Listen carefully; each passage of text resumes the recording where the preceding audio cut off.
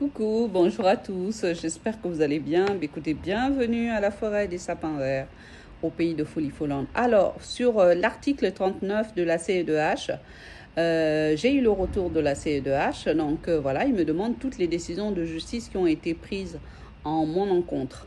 Donc, j'ai fait la demande au commissariat, au TGI d'Evry par email, donc en demandant qu'ils m'envoient toutes leurs décisions qu'ils ont prises, notamment même les décisions concernant le notaire, toutes les décisions concernant le malade mental de Franck Nicolas, donc avec ses procès Bayon et ses avocates, parce que j'ai envoyé la liste de tous les noms de toutes les personnes impliquées.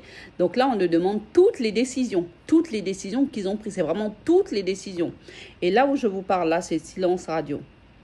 Alors, il faut savoir que depuis 1958, il n'y a plus rien de légal en France. Et quand je dénonçais ça, au début, en 2022, j'ai commencé à dénoncer ça, fin 2022, parce que c'est au moment où ils ont volé mes enfants.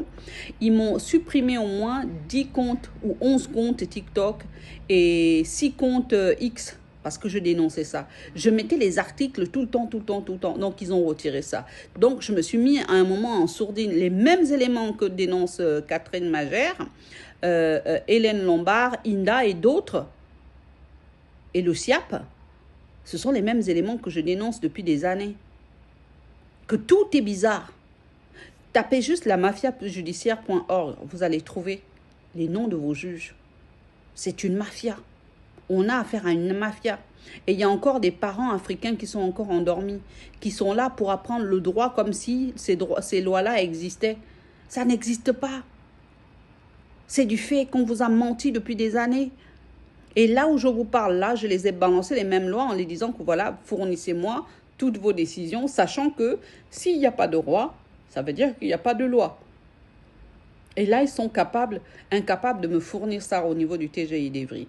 Je suis allée regarder les notes de ma fille dans son histoire d'établissement parce que là, je crois qu'elle l'année prochaine, elle sera en première, sauf qu'elle ne peut même pas passer en première, vous savez, parce que là où je vous parle là, ce qu'elle fait, ça me donne envie de vomir.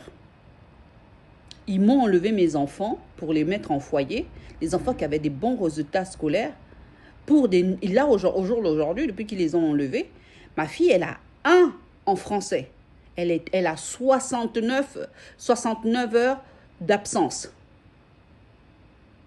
Et en moyenne, elle a 10 sur 20. Et la juge va devoir me donner des explications. Je vous remercie.